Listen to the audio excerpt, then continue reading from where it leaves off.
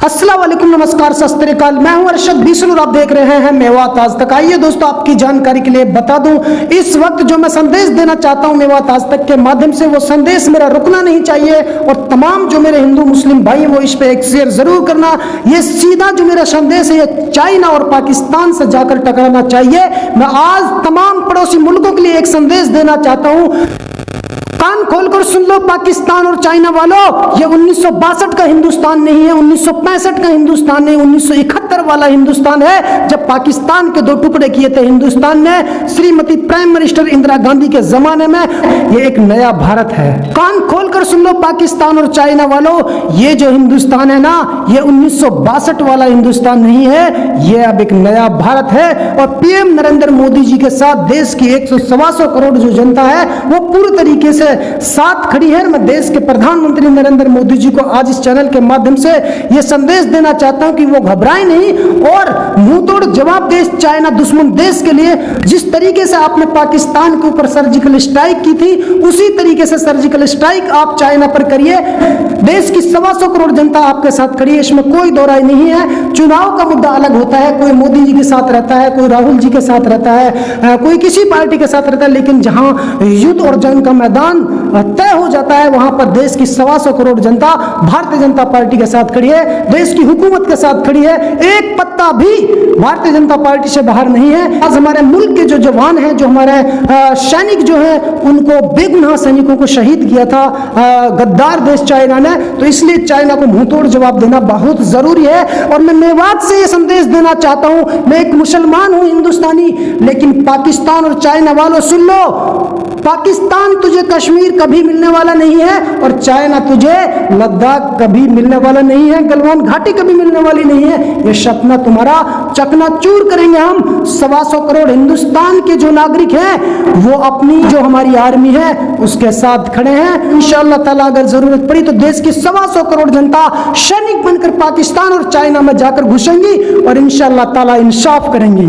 याद रखना इस बात को, दोबारा चाइना की तरफ से अगर हिंदुस्तान पर किसी प्रकार का कोई आक्रमण हुआ तो फिर ऐसा जवाब दिया जाएगा कि जिंदगी भर चाइना याद रखेगा कि हिंदुस्तान 1962 वाला हिंदुस्तान नहीं, बल्कि हिंदुस्तान अब एक नया भारत बन चुका है। तो दोस्तों, आज का मेरा ये संदेश जो है सबसे पहले तो पाकिस्तान और चाइना के लिए जाना चाहिए, क्योंकि वो हमारे दुश्मन मुल्क हैं। कश्मीर, लद्दाख और गलवान घाटी और तिब्बत जैसे एरिया में वो हमेशा चुटपुट घटनाएं करते रहते हैं, चोरों की तरह। कश्मीर और लद्दाख को हड़पना चाहते हैं, ये सपना बनकर रह जाएगा।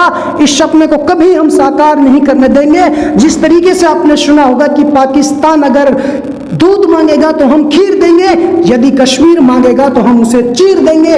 ये मैं नहीं, बल्कि हिंदुस्तान की 125 करोड़ जनता की आवाज है।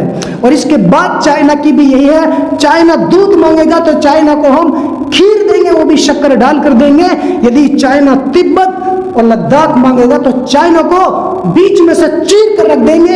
ये हिंदुस्तान की 125 करोड़ जनता की एक आवाज है। चाइना चाइना वालों कान खोलकर सुन लो, हिंदुस्तान 1962 वाला हिंदुस्तान नहीं है। जब तुमने पंडित जवाहरलाल नेहरू के जमाने में धोखे से हिंदुस्तान पर आक्रमण किया था और हमें उस युद्ध को हारना पड़ा था, लेकिन अब नया भारत है। हिंदुस्तान किसी के बाप से डरने वाला नहीं है।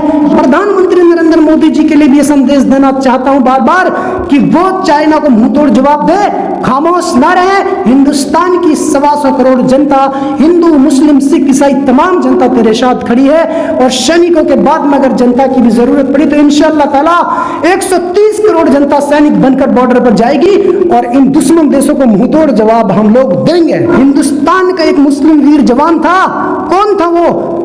अब्दुल हमीद था। वो अब्दुल हमीद था जिन्होंने आपके नौटंक फाड़े थे और हिंदुस्तान को फतह दिलाई थी।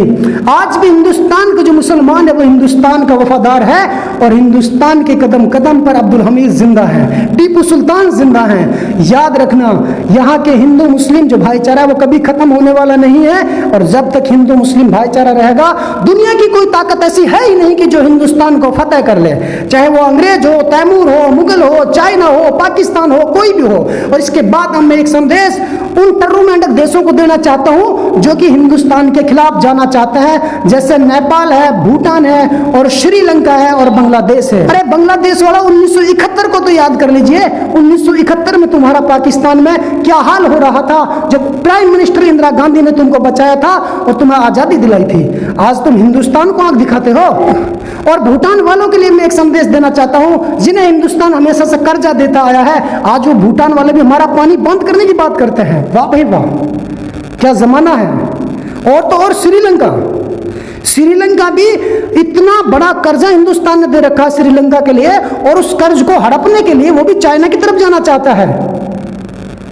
तो मैं इन तमाम छोटे मोटे देशों के लिए कहना चाहता हूं कि भाईचारा बना के रखो, इसी में गनीमत है। हिंदुस्तान तुम्हारा बाप है और जिसने बाप की बगावत की है ना, वो हमेशा मार खाया है। अपने पिता की बगावत नहीं करनी चाहिए, क्योंकि हिंदुस्तान तुम्हारा पिता है। हिंदुस्तान के तुम सारे बेटे हो। अगर तुम अपने बाप से बगावत करोगे तो खुदा तुमसे बगावत करेगा। और याद रखना, हिंदुस्तान एक ऐसी सुपर पावर कंट्री है जो किसी के बाप से डरने वाली नहीं है। अपने दम पर कुछ भी हम लोग कर सकते हैं। और चाइना वालों, चलते चलते फिर एक बार तुम्हारे लिए मैं एक संदेश देना चाहता हूं। तुम सांप खाते हो, तुम शुअर खाते हो, तुम गोबर खाते हो, तुम सारी चीजें खाते हो, इसलिए तुमने पूरी दुनिया के अंदर कोरोना वायरस फैला दिया। और हिंदुस्तान के जो 20 जवानों को तुमने शहीद किया है, उनका बलिदान खाली नहीं जाएगा।